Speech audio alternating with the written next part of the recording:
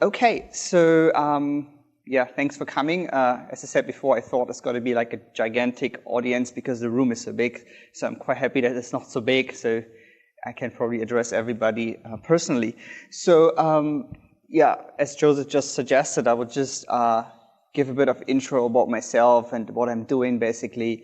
And then maybe you can also do this for yourself because we're a small group. It shouldn't be too bad, and then we all know what we are doing.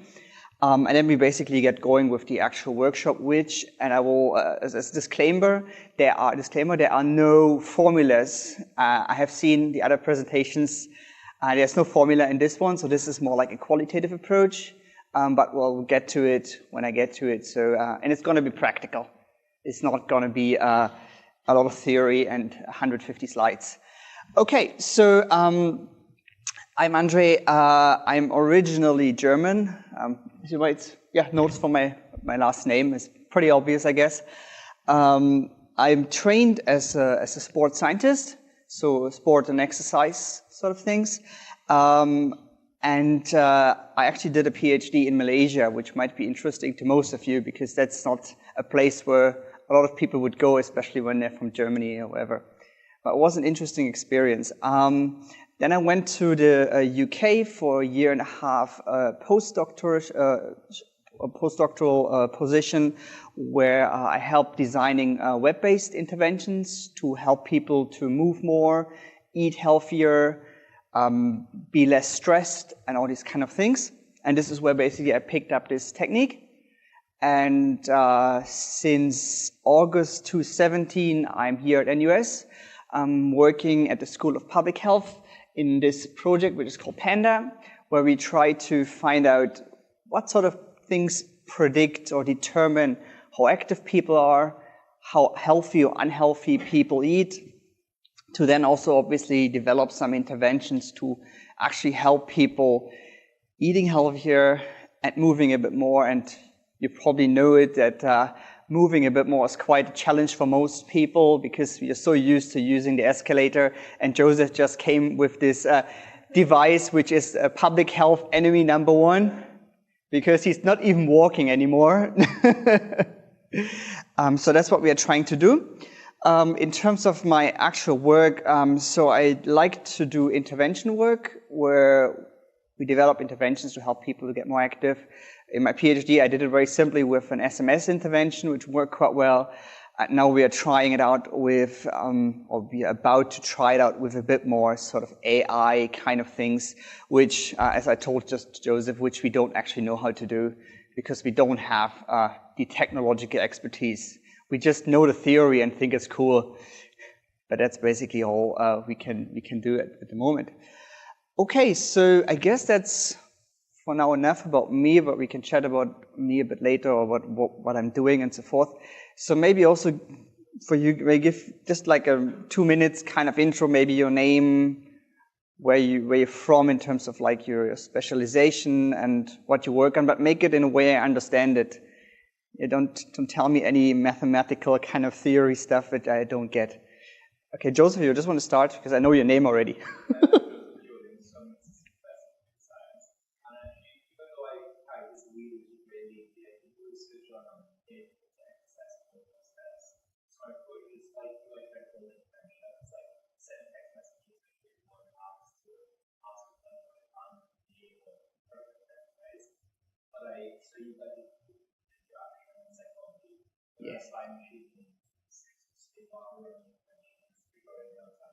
Yes.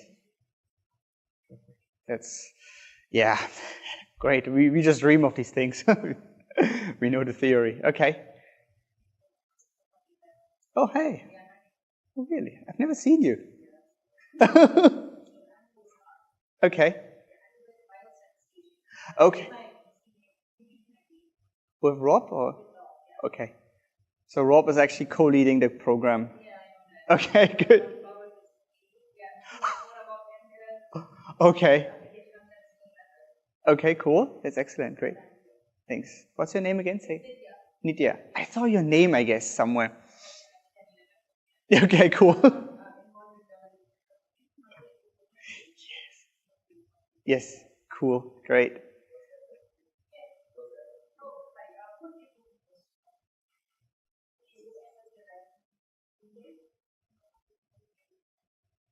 Yes, I know that. Thanks, I know that. Yep, cool. You go ahead.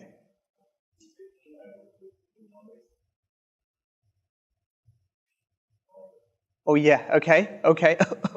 The public health enemy. Uh-huh.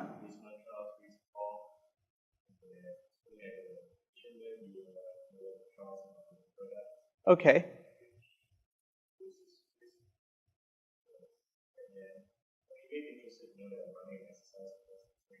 Okay, cool.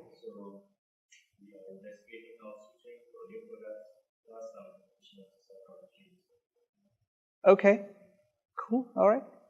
Sounds interesting, yeah. Cool, thanks.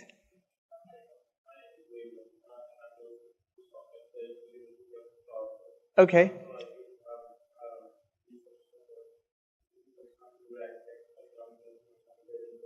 Okay.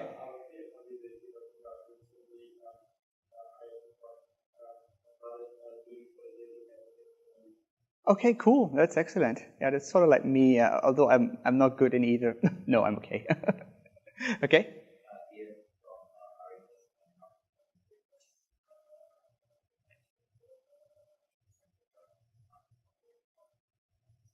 Sherrick. Oh yeah.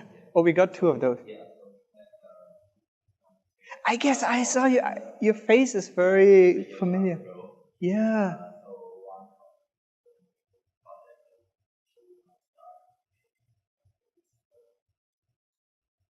Okay. Cool. Okay, cool.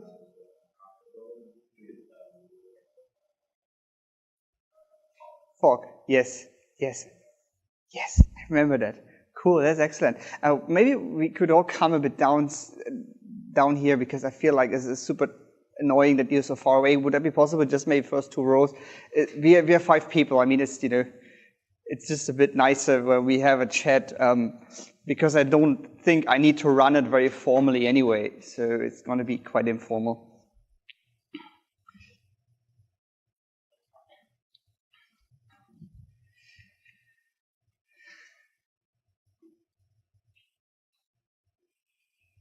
Cool. That's excellent.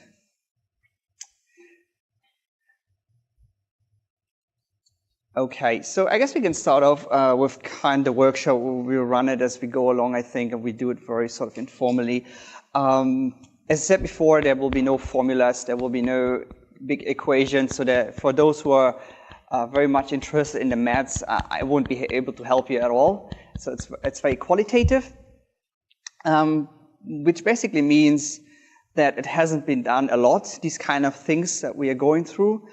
Because people are usually very quantitative, especially when it comes to mobile health or e-health kind of things. We have our computer scientists and statisticians usually around, but there are certain parts that we might actually miss when we don't do a little bit of qualitative work. So I will mainly use kind of examples. I will talk about examples from my previous work. They're usually around healthy living, usually physical activity, and healthy eating, right? So that's basically what I do for a living anyway. Okay, so I thought we will do a little bit of theory, but not very much, maybe about half an hour or so, and then we just start off practically. Most of the workshop will actually be you working, and I am just helping, which is good, which just means less work for me, which I like.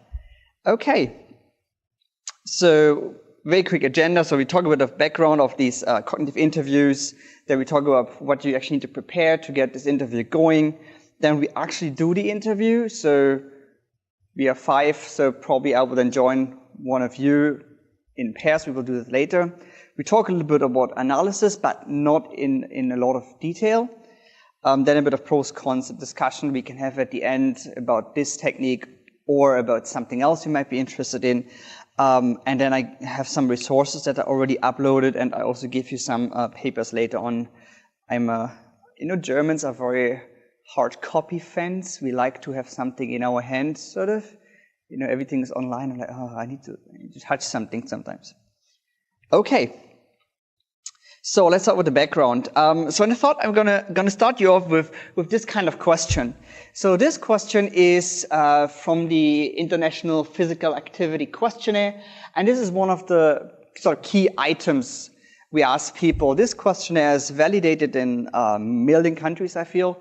It has been used all over the world to ask people to find out how active people are in their daily lives. So when you go through this question, so maybe you share your thoughts about this question when you look at it.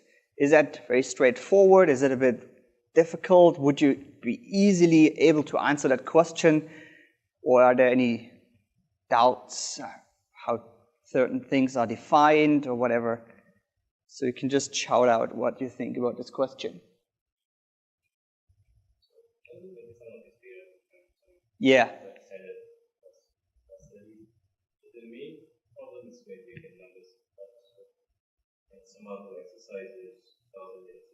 Yeah. Yeah. Yeah. Yeah.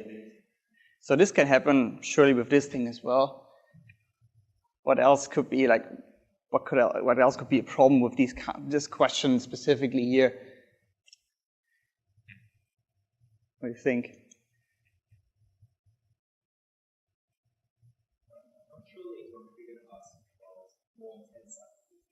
Okay. So I'm wondering, do you mean moderate or high? Yes. Okay. Yes.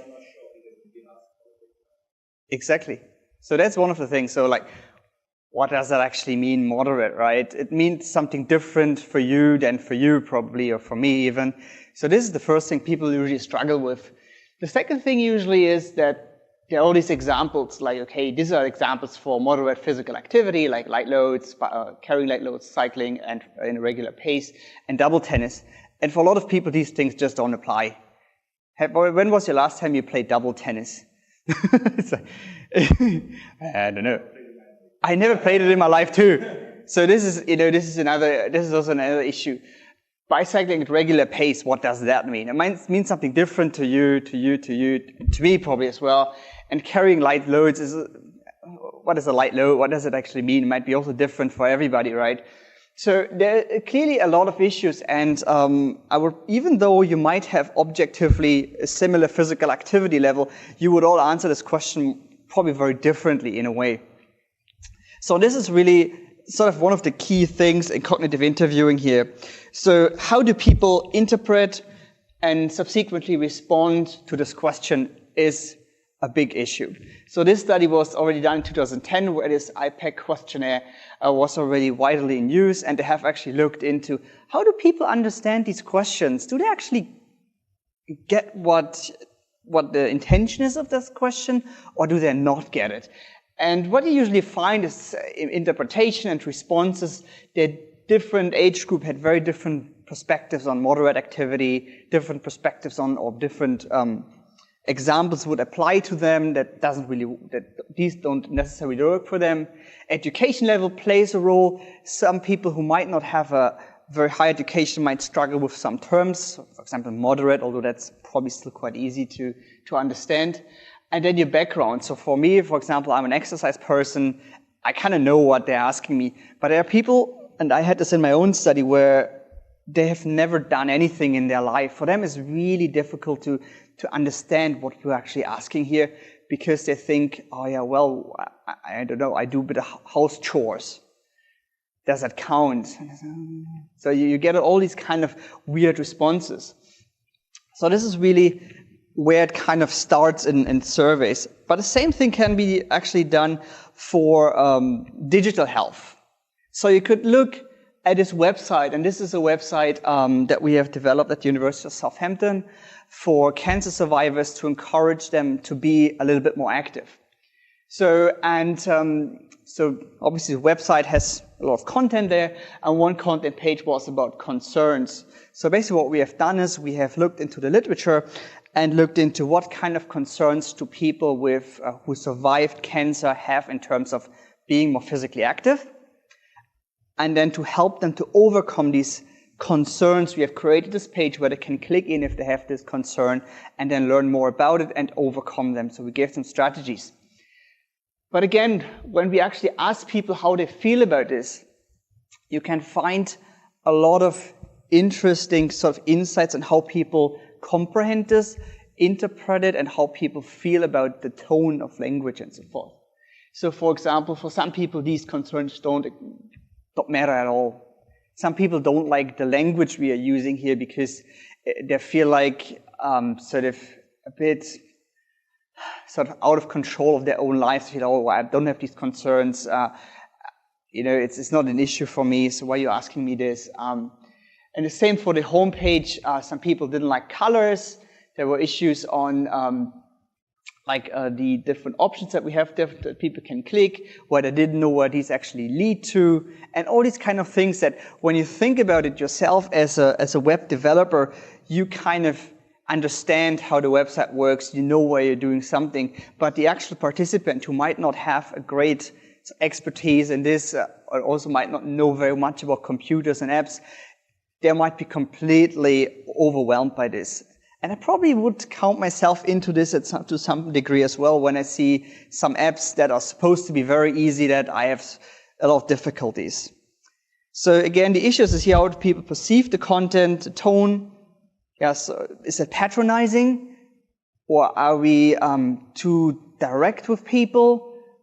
How do they perceive this? Because it's very off-putting if somebody tells you what to do. And if it's patronizing, it might also think like, oh no, I don't want to deal with this. How's the interface? Do they like colors? Or are there any weird color combinations? And features, do people know what these features are? When they click on them, do they know where they're going? And all these kind of things play a big role here in how engaged people are with digital health interventions. So again, how do people navigate through the material also depends on your background, your age, your education. Again, if you're in computer science, you probably go like this, you kind of know where it's going. But if you're not, you might not actually know where you're going and how to navigate a website. Okay, so that's a little bit of sort of the... Yes, sure.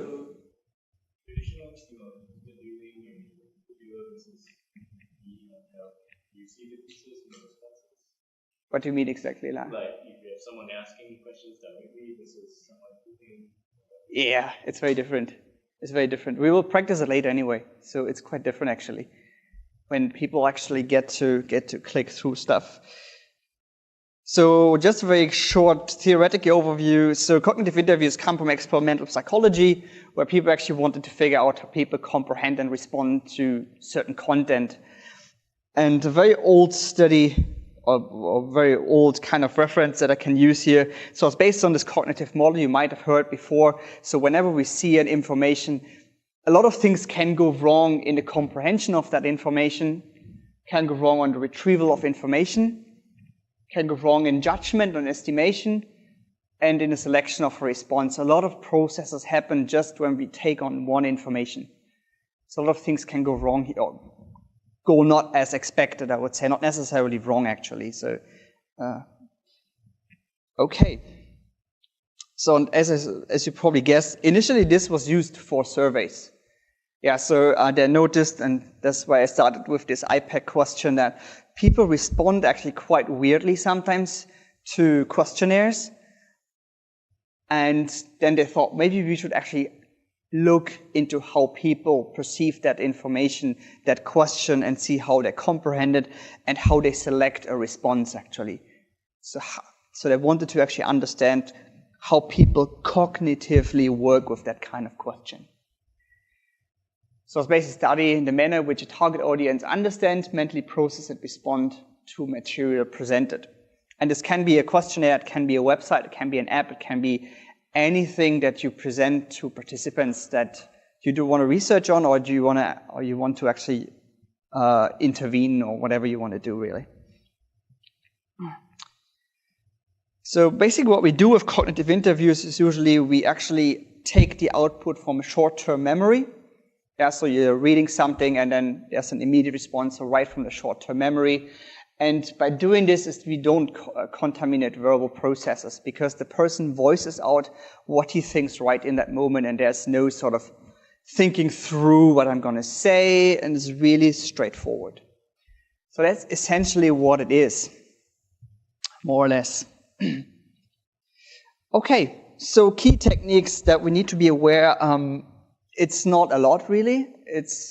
I still think it's actually quite simple when you've done it a few times. So a participant's job is mainly to verbalize a thought right in the moments when looking at a website, app, or question. So as we have just seen in this question on the physical activity questionnaire, you basically sit the participant down and you tell him, okay, you tell me what you think right in the moment when you think it. That's exactly what you want, which sounds very simple, but you will later on figure out it's actually not so easy because we like to paraphrase our thoughts a lot. To be maybe polite or whatever. So that's the participant's main job, really. The interviewer's job is basically to support the participant by asking to keep talking. What happens very often in cognitive interviews is that the participant starts off quite well, but after 5 minutes goes quiet and then just clicks things and doesn't tell you anymore what's going on because we don't sit on our computer and talk like what we are thinking, right? Like we don't say, oh, I'm clicking this now and this is weird or whatever. So that's the, and obviously we need to record the interview to listen to it later to see what actually the interviewer, the interview said. So the other thing we actually need to be aware of is verbal probing and neutral prompts. So the interviewer's job is here to provide probe questions specifically designed, detailed information. So it's one thing to ask the participant to look at a website or app or whatever and to just go through it and verbalize what they're thinking. But usually we have something we really want to find out. For example, you have developed an app and it has feature, let's say social media feature or whatever, but you have actually no idea how people respond to this. How do they think about it right when they look at it? Because we know for sure that once like in the first couple of seconds of entering an app or a website, you make a quick judgment if you like it or not. And this is a way to get out this kind of information by directly asking the participant about that feature, about that sentence, or about the whatever, about the content, about the color, or whatever you want to specifically know about that. So that's the other job that the interviewer has actually to do. Okay, so in terms of preparation, as I said, it's not a lot. So in terms of recruitment, because that's always the big issue, like how do we get people, it's not a lot. You really need only 15 to 40 people, which is ridiculously low for people who work mainly in statistics. It's like, wow, we have like thousands of people, millions of people, and thousands of data points. And, you know, this is really a lot lighter in that sense, because you just want to know how a cross-section of the population you're targeting thinks about the content, right? That's really all you want to know. If you have an app that is reasonably small, 15 people will easily do. If you can go through an app within an hour, you can just take 15 people, as long as they sort of cover the whole spectrum of your target population. That's quite fine. In this website example we've just given you at the beginning in Southampton, we had 4 or 5 parts to a website that were really long, and we had to interview people 3 times on 3 different occasions, and we have 40 people, just because at the end, when you go when you cross the hour mark, it gets really tiring for people to actually go through it. So we decided we have rather more people so that when a person gets tired at a certain point, we can start off at that point with another person. So that's how we did it. So 15 to 40 people, make sure you get the whole spectrum of the target population in terms of age, sex, education, or whatever. Yeah, you'll be surprised how the responses differ just by age. Yeah, you're just surprised. You take young adults, you might have people in the university, you might have people who have just started working. How they respond to content is very, very different. So same goes for education and obviously sex, where you get a lot of interesting responses, but you might also have a different sort of demographic characteristic that you might want to target where you think it's very important. So for our website, we had cancer survivors, and we wanted to have prostate cancer, breast cancer survivors, and prostate cancer, and bowel cancer survivors.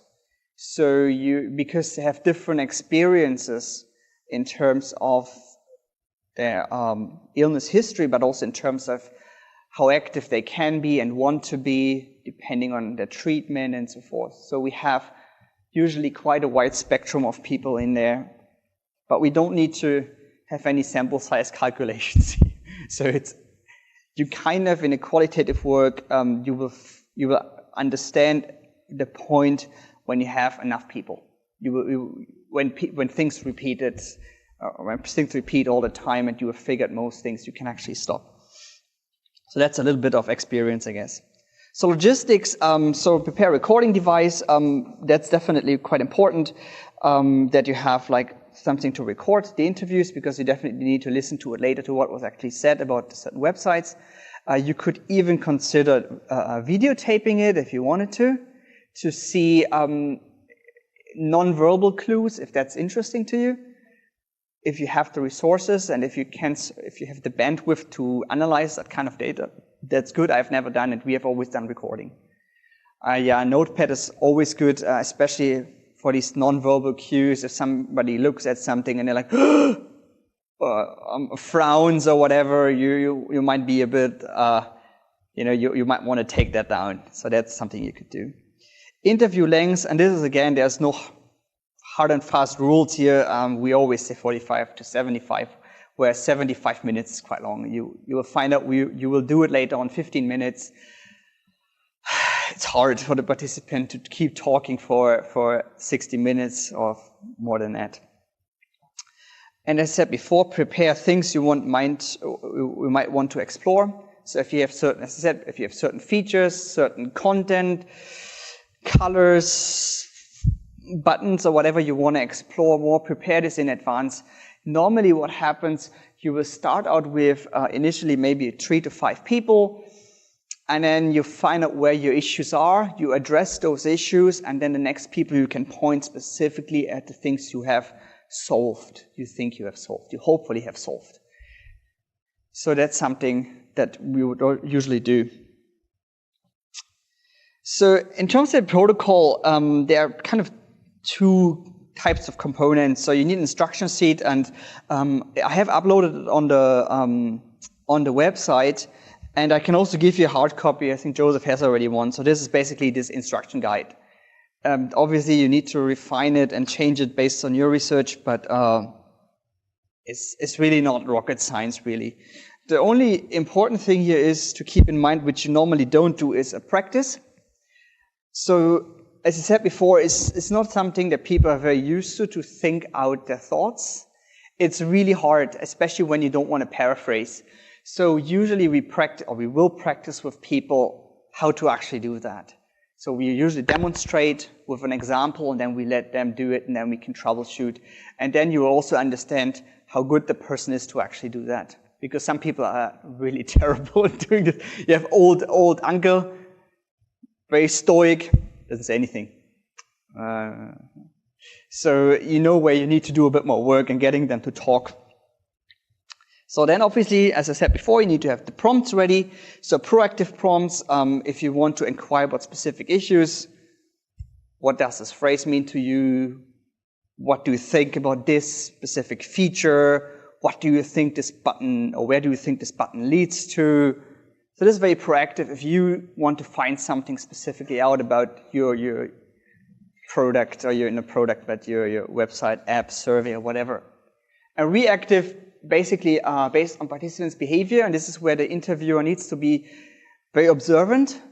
Is again like a participant might frown, or he might click on something, or might laugh, or whatever it is, and you are not quite sure why this happens, and if it's and you think it's kind of important to know what this person thinks about this and why he reacts like this, and then you could ask this specifically, like, why did you click this? Why did you frown? Why did you laugh?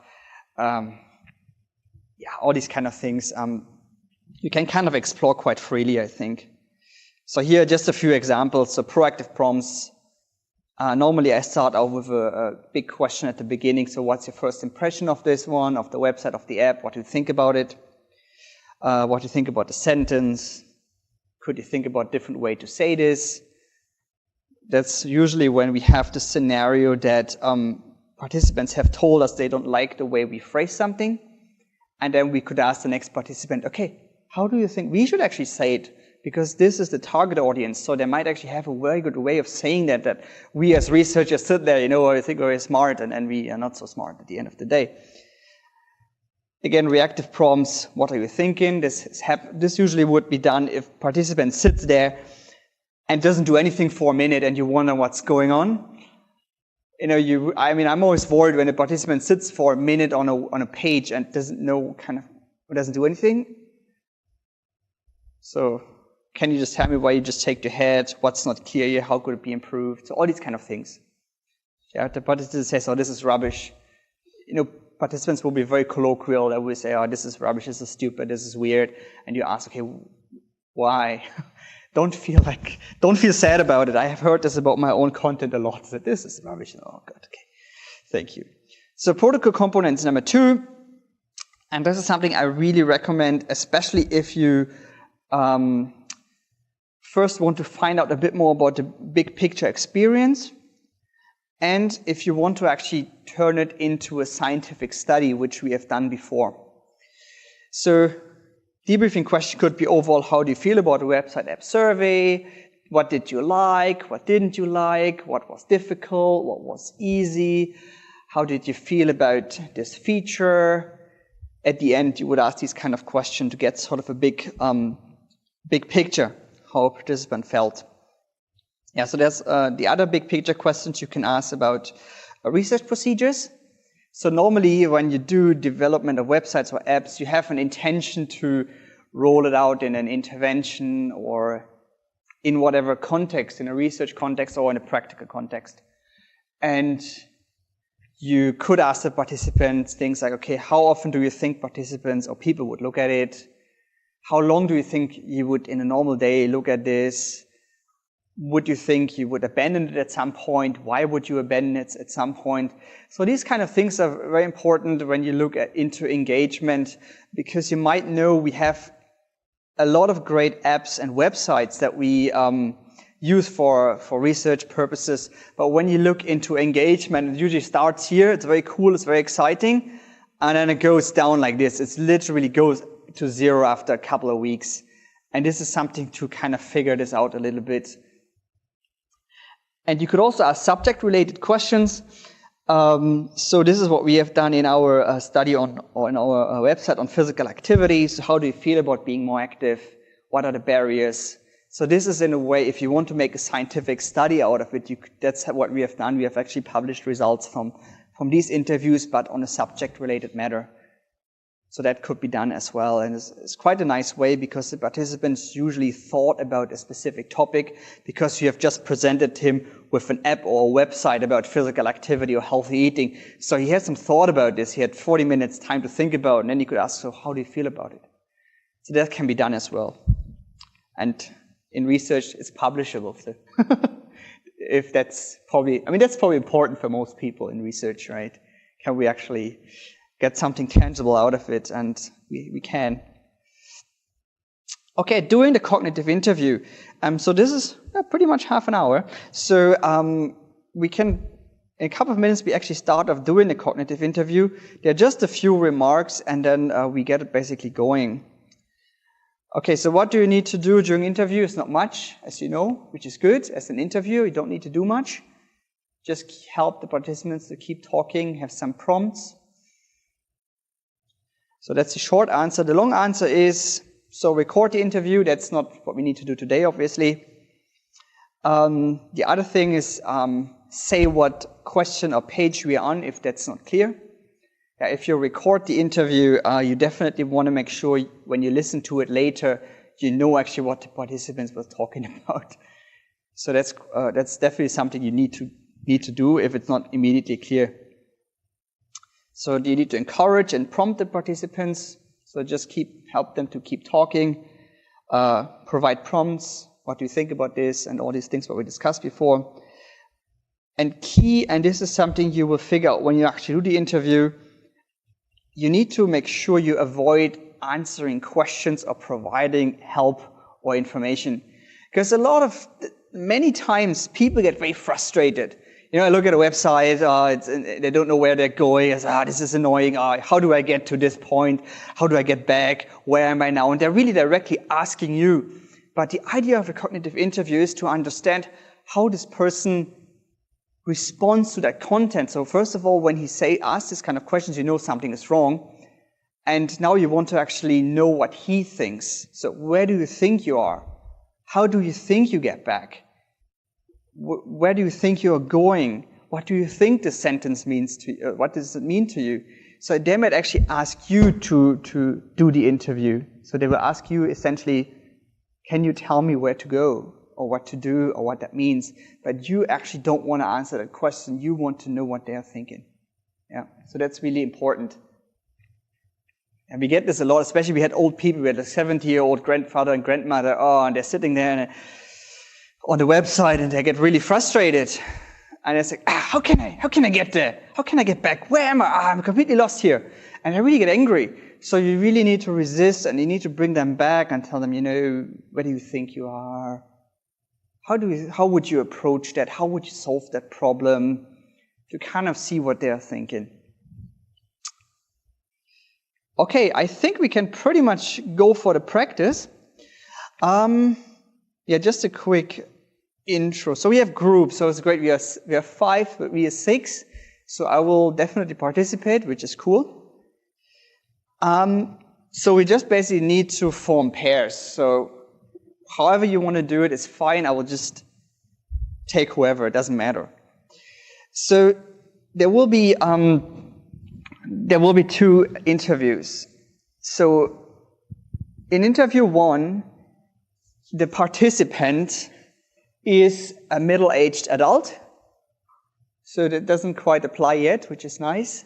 So it's kind of figure when I'm in my end 40s or whatever, in my 50s. And this person kind of not wants to be, but it's not so active. And we have designed a website, as HPB's website, it's a Health Promotion Board's website, it's not our website.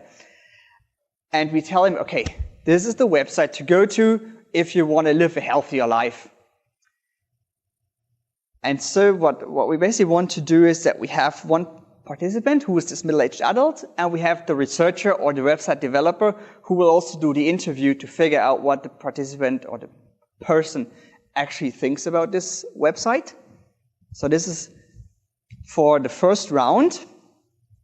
The second round, we switch interviewer and participant around, and that's even better. The participant is a teenage smoker. Oh, great. Oh, that's even worse. And you have developed a website to help these teenagers to quit smoking. And so this is actually from a US site. So you have developed this website, and now you ask the target group participants how they actually think about that website, how they process this information. So that's what we actually want to do. I had a backup, but we don't need a backup because I thought when we have 50 people, I'm going a bit crazy, but since we're just 6 or 5, that's actually much easier. Okay, so this we don't need to do, the app we don't need to do. So what I thought we'd do is we form these pairs, and then you would familiarize yourself with this practice sheet that I will give you and the website. So let me see. Why did I print this 15 times here?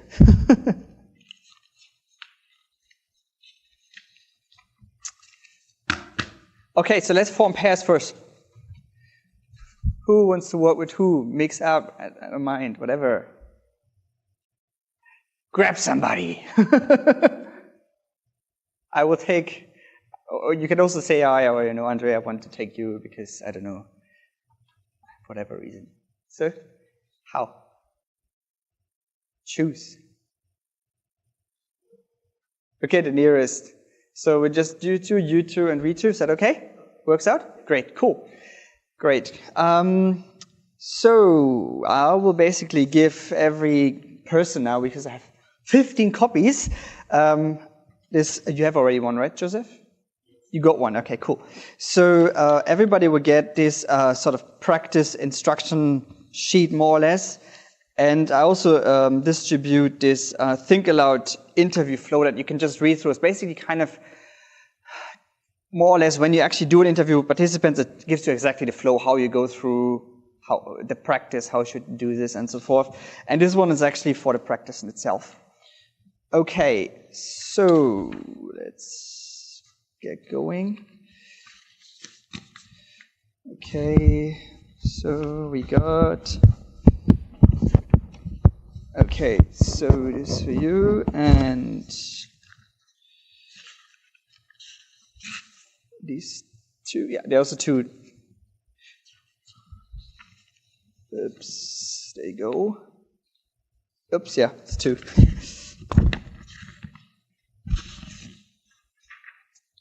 All right, yep, so this is basically the interview flow, but I would say the practice sheet is actually enough for now. So basically what we want to do is we need to first decide who's the middle-aged adult and who's the teenager. And the other person obviously needs to be the developer or the researcher. So which means if I'm the middle-aged adult, I would need to look at the teenager website to actually familiarize with the stuff I have supposedly developed, which I haven't, and the other way around. Okay, makes sense. And then you could also, so basically this should take you maybe a couple of 10 minutes or so. Just look through the website and then look through the practice sheet, sort of to get sort of the idea how it works. And I think we will just do this until 10 o'clock. So like 13 minutes or so. Then we have our half an hour break for coffee. And then we just do the interviews in the second half of the workshop and discuss it. Make sense? Cool. Great.